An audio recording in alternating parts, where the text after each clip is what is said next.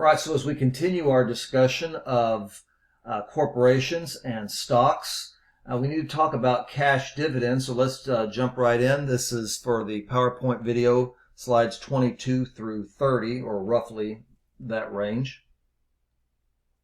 Which of the following is not a prerequisite of paying a cash dividend? So 3 of these are.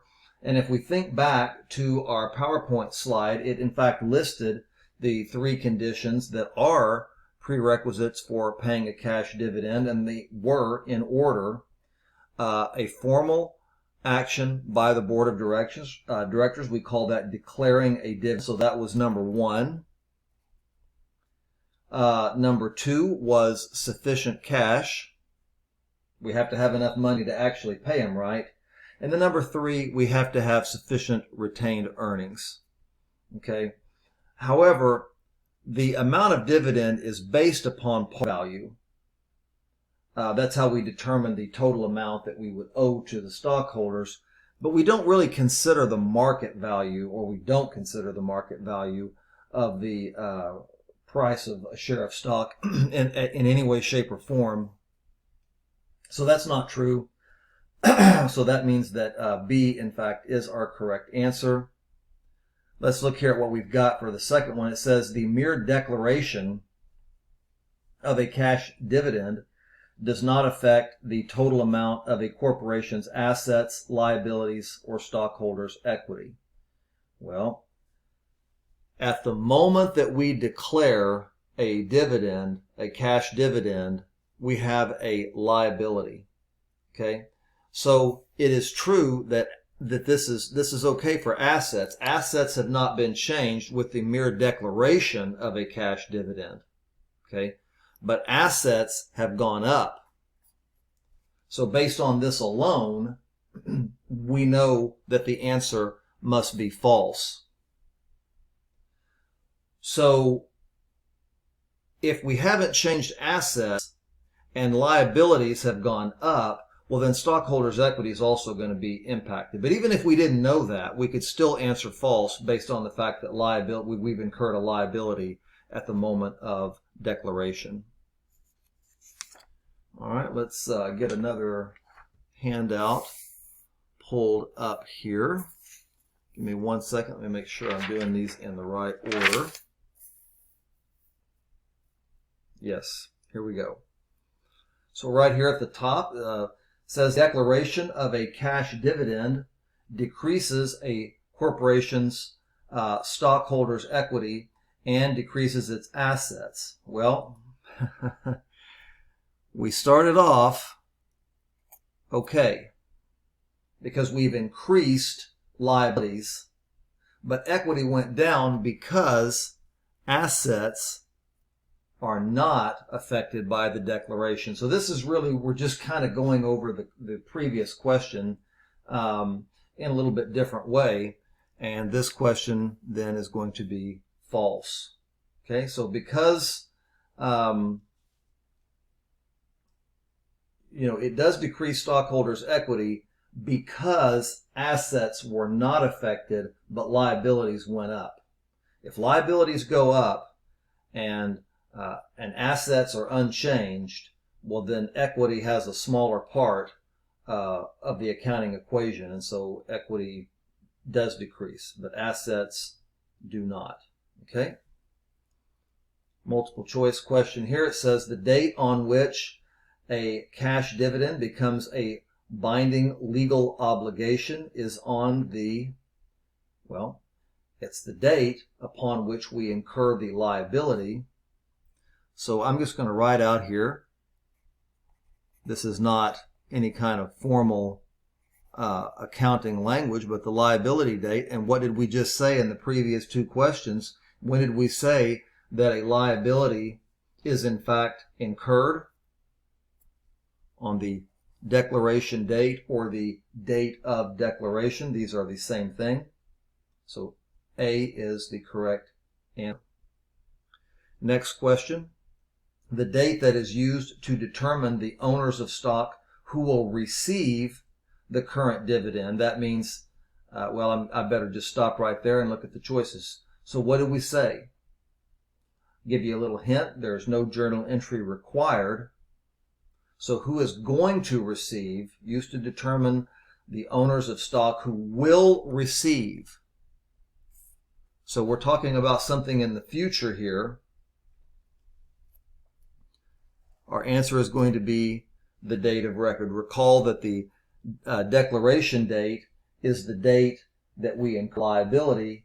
We incur that liability to owners of the stock who own stock on the date of record. Okay? But we haven't paid anything yet. Okay, let's see what we have here. Very interesting. Which of the following is the appropriate general journal entry to record the declaration of cash dividends? All right, so we need to understand what happens, and we should know by now because it's been in like the last 3 questions.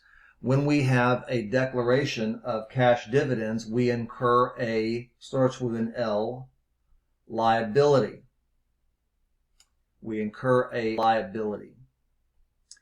And we see when we look down here, we should know that anytime we see the word payable, and we've got it 3 times, that's always going to be a liability. So we are definitely going to use this liability account that we have in our choices here, this cash dividends payable. So when we incur a liability, do we do that with a debit or a credit? And liabilities, as we know, have a normal credit balance. So the choice A is wrong. This is never an entry that we would, let's see where I'm at. Choice A is wrong. We don't want to make this journal entry ever. Okay? And besides, there's no liability account here. So that's a problem. Choice B, well, we have a liability account, but the liability account is the debit. And we haven't paid any cash at the date of declaration yet. So we can't credit cash yet. Okay?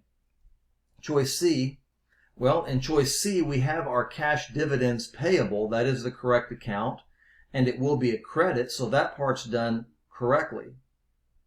However, paid in capital doesn't go down. Owner investment has not changed one bit. The dividends are a share of earnings. This is when we talk about dividends, we're talking about, that's the wrong question again. When we talk about dividends, we're talking about the part of earnings that never made it to retained earnings. But this doesn't have anything to do with common stock or paid in capital owner investment. So owner investment has not gone down. I keep doing it. Owner investment has not gone down. Let's look at choice D. Cash dividends and cash dividends payable. This is going to end up being our correct answer. So, cash dividends, a very, very interesting account, and I want to come back to that in a moment, but for now, let's just say that that is our answer and move along. So we incur a liability. We're going to debit cash dividends for the amount of the declaration up here, whatever it comes to, and then we're going to credit cash dividends payable to recognize that liability. Okay?